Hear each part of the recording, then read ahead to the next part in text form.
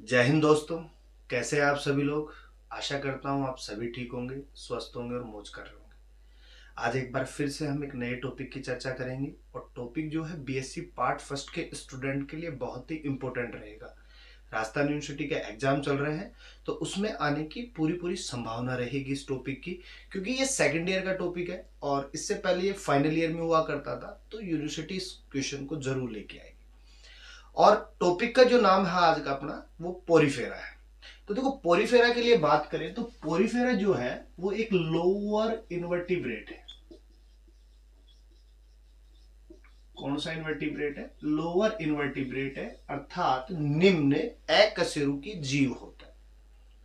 और पोरीफेरा के लिए बात करें तो पोरीफेरा दो शब्दों से मिलकर बना है। पोरीफेरा को हम डिवाइड करें तो दो शब्दों से मिलकर के बना है। एक होता है पोरस और एक होता है फेरे। पोरस का मतलब होता है पोर और फेरे का मतलब क्या होता है? बियर। और हिंदी में बात करें तो पोर को हम कहते हैं छिद्र और बियर का मतलब होता है धारक। तो हम कह सकते हैं छिद्र को धारण करने वाला, छिद्र को धारण करने वाला। समझ गए बात को? तो हम कह सकते हैं पोरीफेरा जो होता है वो छिद्रों को धारण करने वाला होता है, क्योंकि पोरीफेरा के जो जीव होते हैं उनमें बहुत सूक्ष्म छिद्र पाए जाते हैं, बहुत अधिक संख्या में पाए जाते हैं, जिन्हें ओस्टिया कहते हैं। इन छिद्रों को हम क्या कहेंगे? ओस्टिया कहते हैं। समझ गए बात को? इसके अलावा हम बात करें तो पोरीफेरा को हम एक शब्द में स्पंज भी कहते हैं। क्या कहते हैं? स्पंज भी कहते हैं। और स्पंजों का अगर सबसे ज्यादा ज्ञान किसी वैज्ञानिक को था तो वो अरस्तु को था। किसको था? अरस्तु को था। स्पंजों का सबसे ज्यादा ज्ञान किसको था? अरस्तु को था। और अपन क्या कहते हैं, अरस्तु को इससे संपूर्ण, मतलब बायोलॉजी के लिए बात करें तो संपूर्ण ज्ञान था, और स्पंजों का सबसे ज्यादा ज्ञान जो था वो किसको था? अरस्तु को था। लेकिन अगर पोरीफेरा नाम के स्थापना की बात करें तो वो किसने बताई थी? रॉबर्ट ग्रांट ने बताई थी। किसने बताई? रॉबर्ट ग्रांट ने पोरीफेरा की स्थापना की थी। लेकिन हम बात करें एम्ब्रोलॉजी के बेस पर, तो सबसे पहले इस पोरीफेरा को मेटाजोआ में रखा गया था। किसमें रखा गया था? मेटाजोआ में रखा गया था, जो एक लोअर इन्वर्टिब्रेट का सदस्य था। फिर एम्ब्रोलॉजी के दौरान जब भ्रूण विज्ञान की बात करें, भ्रूणिकी की बात करें, तो उसके बेस पर इस पोरीफेरा को मेटाजोआ से हटाकर पैराजोआ में रख दिया गया। किसमें रख दिया गया? पैराजोआ में रख दिया गया। ठीक है। इसके अलावा पोरीफेरा के लिए विशेषकर बात करें तो पोरीफेरा जो होता है बहुकोशिकीय होता है। कैसा होता है? बहुकोशिकीय। तो हम कह सकते हैं मल्टी सेलुलर ऑर्गेनिज्म होता है। कैसा होता है? मल्टी सेलुलर ऑर्गेनिज्म होता है। इसके अलावा पोरीफेरा में असमिति पाई जाती है। क्या पाई जाती है? असमिति पाई जाती है। अर्थात हम कह सकते हैं कि पोरीफेरा के जो जीव होते हैं उनका हम डिवाइडेशन नहीं कर सकते, दो भागों में नहीं बांट सकते। और समिति की बात करें तो समिति तीन प्रकार की होती है। एक असमिति होती है, एक द्विपार्श्व समिति होती है और एक अरीय समिति होती है। असमिति का मतलब होता है कि जिसको हम बराबर दो भागों में नहीं बांट सकते, चाहे वो केंद्र से बात हो या विदाउट केंद्र की बात हो या किसी अन्य केंद्र से बात हो, तो हम उसको दो बराबर भागों में नहीं बांट सकते। अगर द्विपार्श्व समिति की बात करें तो हम कहें कि जीव को एक सेंटर पॉइंट से दो भागों में बांट दे, उसे हम क्या कहेंगे? द्विपार्श्व समिति। जैसे मनुष्य की बात कर ले, मनुष्य को अगर एक सेंटर डिसाइड किया जाए और उसको फिर दो बराबर भागों में बांटे तो दो बराबर भागों में बांट करेगा। सपोज देन यहां जैसे मनुष्य के सिर पर यहां से एक सेंटर मानते हैं, इसको बराबर भागों में बांटते हैं, तो ये यू कटता हुआ आ जाएगा अपने पास में। दो हिस्से हो जाएंगे, एक हिस्सा इधर चला जाएगा, एक हिस्सा इधर चला जाएगा। समझ रहे हो बात को? तो वो किसका है? द्विपार्श्व समिति का। अरीय समिति का मतलब कोई भी सेंटर डिसाइड कर लो आप। समझ गए बात? अगर 5 पॉइंट है, उन 5 पॉइंटों में कोई भी सेंटर डिसाइड कर लो, अगर वो बराबर भागों में बट रहा है तो वो कौन सी समिति होगी? अरीय समिति। उदाहरण के लिए इकाइनोडर्मिटा में तारा मछली की बात कर सकते हैं। समझ गए बात को? इसके अलावा अपने पास में कुछ स्तर पाए जाते हैं, या जीव का जो फॉर्मेशन होता है, जब कोशिका स्तर पे हो जाए, अंग तंत्र स्तर पर हो जाए, उत्तक स्तर पर हो जाए, तो यहां जो स्तर था वो कौन सा था? कोशिकीय स्तर था। कैसा था? कोशिकीय स्तर था। तो यहां हम कह सकते हैं अंगों का अभाव होता है, तंत्रिका का अभाव होता है बेसिकली। और अगर पोरीफेरा में बात करें तो पोरीफेरा में एक सबसे मेन गुण और पाया जाता है पुनरुद्ध भवन का। किसका पाया जाता है? पुनरुद्ध भवन का। और इस पुनरुद्ध भवन को हम इंग्लिश में रीजनरेशन कहते हैं। री का मतलब बेटा इसको भी हम तोड़ दे, री प्लस जनरेशन में। अब हम देखें तो री का मतलब होता है नया, जनरेशन का मतलब होता है पीढ़ी। तो नई पीढ़ी का क्या करते हैं? निर्माण करते हैं। सपोज देन कोई भाग टूट जाए तो वो भाग जो होता है ऑटोमेटिक क्या करने लग जाता है? वृद्धि करने लग जाता है, वहां केंद्रक उपस्थित होता है, तो वो रीजनरेशन की प्रोसेस को कर लेते हैं। दूसरी बात ये होती है कि इन जीवों के अंतर्गत मुखांगों का अभाव होता है, इसलिए इन जीवों में छोटे छोटे सूक्ष्म छिद्र पाए जाते हैं जो यहां पर पोषण का, इसके अलावा उत्सर्जन का, श्वसन का, जनन का इत्यादि सभी काम करते हैं। या ये कह सकते हैं जीव के समस्त काम जो होते हैं एक सिस्टम के द्वारा किए जाते हैं। उस सिस्टम को अपन कैनाल सिस्टम कहते हैं। क्या कहते हैं? कैनाल सिस्टम कहते हैं। ये जो नाल तंत्र होते हैं इनको हम तीन भागों में डिवाइड कर सकते हैं। तीन भागों की बात करें तो एक एस्कोनोइड होता है जिसे एस्कनी नाल तंत्र कहते हैं, एक साइकोनोइड होता है जिसे क्या कहते हैं? साइकनी नाल तंत्र कहते हैं, एक होता है ल्यूकनी नाल तंत्र जिसे ल्यूकोनोइड नाल तंत्र कहते हैं, कैनाल सिस्टम कहते हैं। बात करें बेसिकली कि सबसे पहले जो आया था वो कौन था? एस्कनी नाल तंत्र, उसके बाद में साइकनी नाल तंत्र, और अंतिम में कौन आया? ल्यूकनी नाल तंत्र। एक और नाल तंत्र पाया जाता है जिसे रैगोन कहते हैं। क्या कहते हैं? रैगोन नाल तंत्र कहते हैं। लेकिन बेसिकली मैन कितने पाए जाते हैं? तीन पाए जाते हैं, एस्कनी, साइकनी और ल्यूकनी नाल तंत्र।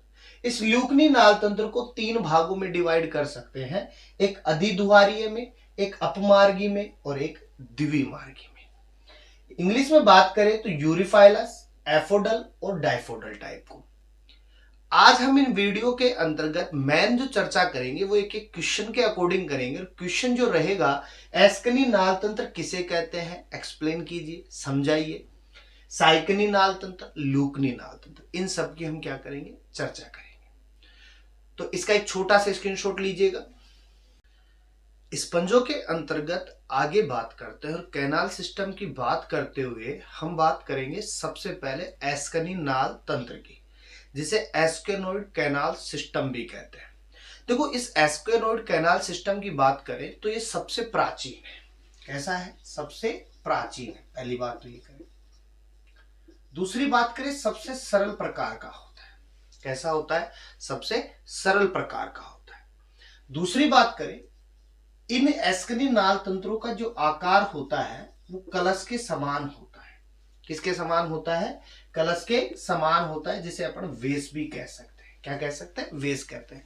अर्थात जैसे एक मटका होता है, घड़ा होता है, उसके ऊपर जो गोल आकृति होती है ना, यूं गोल ऐसे जाकर के फिर यूं हो जाता है वो, तो इस आकृति में क्या पाया जाता है अपने पास में? एस्कनी नाल तंत्र पाया जाता है। जैसे कि डायग्राम अपने पास में बना हुआ है तो ऊपर आप देखोगे तो ये नीचे से क्या है अपने पास में? चौड़ा, और ऊपर की ओर क्या होता जा रहा है? सकरा होता जा रहा है। तो ये किसके समान दिखाई दे रहा है? एक कलश के समान दिखाई दे रहा है, एक मटके के समान दिखाई दे रहा है, या एक घड़े के समान दिखाई दे रहा है। बेसिकली बात करें यहाँ पर सबसे इंपॉर्टेंट पॉइंट्स की बात करेंगे मैन, तो सबसे पहला पॉइंट आता है ओस्टिया। क्या आता है? ओस्टिया। तो अपने थोड़ी देर पहले बात की थी कि पोरीफेरा का जो शाब्दिक अर्थ होता है वो छिद्र धारक होता है। तो यहां पर देखोगे आप संपूर्ण डायग्राम में छिद्र पाए जा रहे हैं, छोटे छोटे। तो ये कह सकते हैं कि एस्कनी नाल तंत्र में छोटे छोटे सूक्ष्म छिद्र पाए जाते हैं। उन छिद्रों को हम क्या कहते हैं? ओस्टिया कहते हैं। इस ओस्टिया के पास में या ओस्टिया के बीच में पोरोसाइट होते हैं। क्या होते हैं? पोरोसाइट होते हैं। और इन पोरोसाइट को हम क्या कहते हैं? रंध्र कहते हैं। इन रंध्रों का मेन काम ये होता है कि ये आसानी से पोरोसाइट को खोलने व बंद करने का काम करते हैं। खोलते हैं तो जल अंदर आ जाएगा और बंद करेंगे तो जल आना क्या हो जाएगा, बंद हो जाएगा। तो ये जो पोरोसाइट होता है वो रंध्रों को खोलने और बंद करने का काम करते हैं। अब ये जो ओस्टिया है, ये छोटे छोटे जो सूक्ष्म छिद्र होते हैं, ये अंदर की ओर एक बड़ी गुहा में खुलते हैं।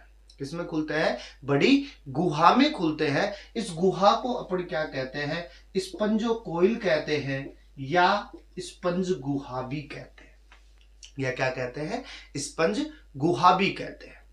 अब ये जो स्पंज गुहा होती है, आ रहे पूरे जल को क्या करती है, एंटर कर लेती है, रख लेती है, स्टोर कर लेती है।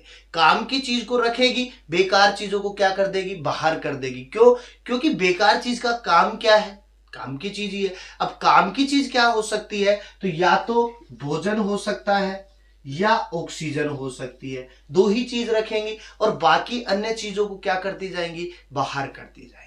अब बाहर किसके द्वारा करेंगे, तो हम कह सकते हैं ये जो स्पंजोकोइल है, स्पंज गुहा है, ये बाहर की तरफ एक बड़े छिद्र द्वारा खुलती है और उस बड़े छिद्र को हम क्या कहते हैं, ओस्कुलम कहते हैं। क्या कहते हैं, ओस्कुलम कहते हैं। और इन ओस्कुलम को अपन हिंदी में ओष्य भी कह सकते हैं। क्या कह सकते हैं, ओष्य कहते हैं, जिसके द्वारा संपूर्ण जल को क्या कर दिया जाएगा, बाहर कर दिया जाएगा। इसके अलावा बात करें, ये जो बड़ी गुहा होती है, इसके अंदर देखो एक ग्रीन ग्रीन सी संरचना दिख रही है, ये फ्लेजेला युक्त संरचना होती है। क्या होती है, फ्लेजेला युक्त संरचना होती है, कसाब पाए जाते हैं। अब ये जो फ्लेजेला युक्त संरचना होती है, इसको कोलर सेल्स कहते हैं। क्या कहते हैं, कोलर सेल्स कहते हैं। और इन्हीं कोलर सेल्स को कोइनोसाइट भी कहा जाता है। क्या कहा जाता है, कोइनोसाइट कोशिका भी कहा जाता है। होता क्या है कि ये जो फ्लेजेला होता है, इसमें संकुचन पाया जाता है, अर्थात फैलने की क्षमता पाई जाती है। अब जब ये फैलेगा और सिकुड़ेगा तो सीधी सी बात है कि पोरोसाइट पर क्या पड़ता है, दबाव पड़ता है, जिससे रंध्र क्या हो जाएंगे, खुल जाएंगे। जल कहाँ आ जाएगा, अंदर आ जाएगा। अब अंदर आए जल में से ये क्या करेंगे, ऑक्सीजन को छाटेंगे और किसको छाटेंगे, भोजन को छाटेंगे। और कोलर कोशिकाएं भोजन को क्या कर लेंगी बेटा, ग्रहण कर लेंगी। और उसके बाद में बचे हुए मटेरियल को क्या कर देंगी, बाहर कर देंगी। क्यों, क्योंकि बचा हुआ मटेरियल में अपने पास में उत्सर्जी पदार्थ भी होंगे, इसके अलावा CO2 भी होगी, इनको ये क्या करते जाएंगे, बाहर करते जाएंगे। तो ये एस्केनी नाल तंत्र की खास बात होती है। बात करें किनमें पाया जाता है, तो एस्केनोइड कैनाल सिस्टम जो होता है, एग्जाम्पल के तौर पे हम कह सकते हैं ल्यूकोसोलेनिया में पाया जाता है। किसमें पाया जाएगा बेटा, ल्यूकोसोलेनिया में पाया जाता है। अब हम इसको अगर कुछ इस प्रकार से देखें, तो हम यहां पे बात करें कि जल का मार्ग क्या होगा, जल का मार्ग क्या होगा, जल कैसे अंदर एंटर करेगा। तो देखो सीधा सा दिख रहा है, इसके अंदर पहले कहां आएगा, ओस्टिया में आएगा। कहां आएगा, ओस्टिया में। अब इन ओस्टिया से कहां आ रहा है, इसके बीच में क्या प्रेजेंट है, पोरोसाइट। तो अपन यहां पर पोरोसाइट भी लिख सकते हैं। क्या लिख सकते हैं, पोरोसाइट भी लिख सकते हैं। अब पोरोसाइट से कहां आ रहा है, एक बड़ी गुहा में आ रहा है, जिसे क्या कह रहे हैं, स्पोंजोकोइल कह रहे हैं। क्या कह रहे हैं, स्पोंजोकोइल कह रहे हैं। अब इस स्पंजोकोइल गुहा में आ जाएगा, स्टोर होगा, बचे हुए मटेरियल को क्या करेगा, बाहर करेगा। बाहर जाने के लिए किस माध्यम को काम मिलेगा, ओस्कुलम को काम मिलेगा। किसको काम मिलेगा, ओस्कुलम को काम मिलेगा। अब जब ओस्कुलम में आ गया तो ये क्या कर देगा, बाहर कर देगा। तो इस प्रकार से इसको क्या कर देगा, आउट कर देगा। तो हम कह सकते हैं एस्केनी नाल तंत्र के लिए जो जल का मार्ग होगा वो ओस्टिया में, ओस्टिया से पोरोसाइट में, पोरोसाइट से स्पंजोकोइल में, स्पंजोकोइल से ओस्कुलम से, और ओस्कुलम से क्या कर देगा, बाहर कर देगा। तो इस प्रकार से अपन किन की बात कर सकते हैं, एक एस्केनी नाल तंत्र की बात कर सकते हैं। तो इसके एक छोटा सा इसकी शॉट लीजिए, आगे बात करते हैं।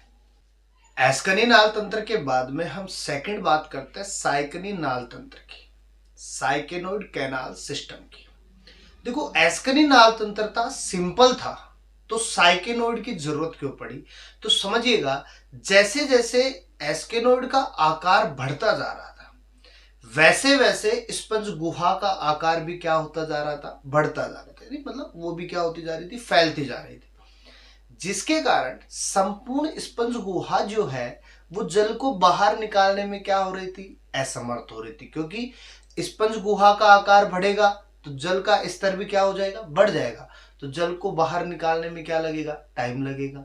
और धीरे धीरे वो इतनी असमर्थ हो गई थी कि जल बाहर नहीं निकाल पा रही थी। फिर उसका विकास निकाला, हल निकाला गया, और उसका जो हल निकला वो इवोल्यूशन के दौरान निकला। कब निकला, इवोल्यूशन के दौरान। और इस उद्विकास के दौरान क्या पनप गया, साइकनी नाल तंत्र पनप गया। इस साइकनी नाल तंत्र और एस्कनी नाल तंत्र में डिफरेंस केवल इतना था कि वो एकदम सिंपल था, और इस साइकनी में के अंदर कई प्रकार के अंतर्वलन उत्पन्न हो गए, यानी इन्विगेशन हो गया, अनेक वलय बन गई। और वो जो वलय थी ना, वो धीरे धीरे जल को क्या लेती थी, अंदर लेती थी। और उस वलय के कारण स्पंज गुहा का आकार घट गया। स्पंज गुहा का आकार क्या हो गया बेटा, घट गया। और इस स्पंज गुहा के आकार के घटने के कारण जल आसानी से क्या निकल रहा था, बाहर निकल रहा था। अब इसके अंदर नॉर्मली बात करें तो उसी प्रकार से हम बात करेंगे कि एक छोटा सा हमने डायग्राम बनाया है।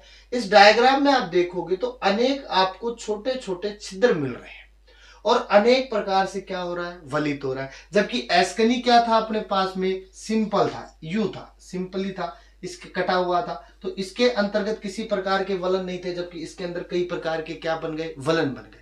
और उसी वलन के बेस पर क्या दिया गया, साइकनी नाल तंत्र। कुछ भाग आगे आ गए, कुछ भाग हट गए। अब नए कौन से बने वो समझिएगा। तो सबसे पहले हम बात करते हैं ओस्टिया की, इसकी बात करेंगे ओस्टिया की। हमने क्या बताया था कि जो संपूर्ण स्पंज गुहा होती है या संपूर्ण स्पंज होते हैं, उनके शरीर पर छोटे छोटे छिद्र पाए जाते हैं। उन्हीं छिद्रों को क्या कहते हैं, ओस्टिया कहते हैं। ये जो ओस्टिया होते हैं ये जल को अंदर लाने का काम करते हैं। क्या करेंगे, जल को अंदर लाने का काम करेंगे।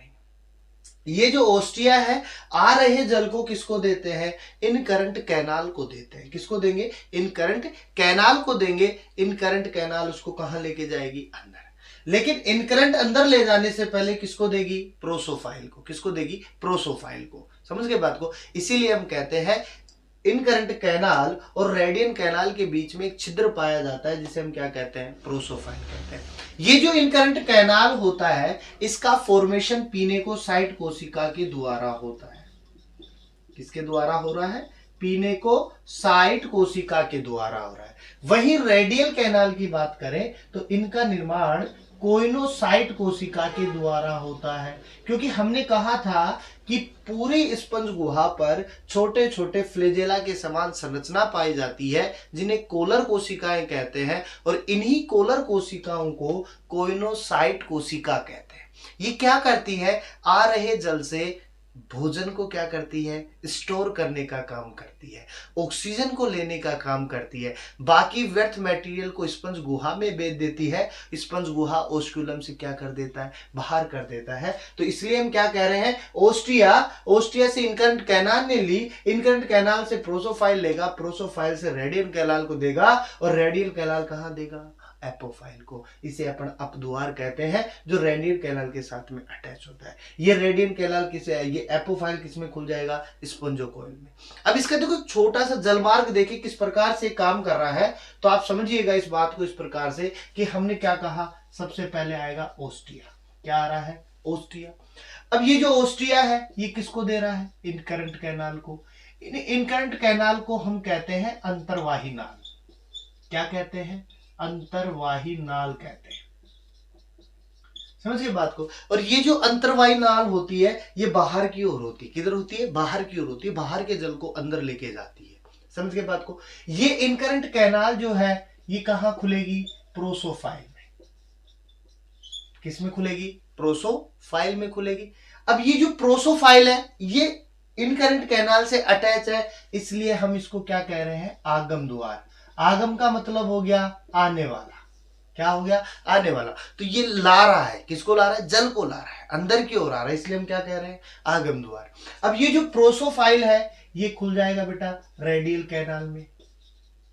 किसमें खुलेगा? रेडियल कैनाल में। और रेडियल कैनाल को हम क्या कह रहे हैं? अरिये नाल।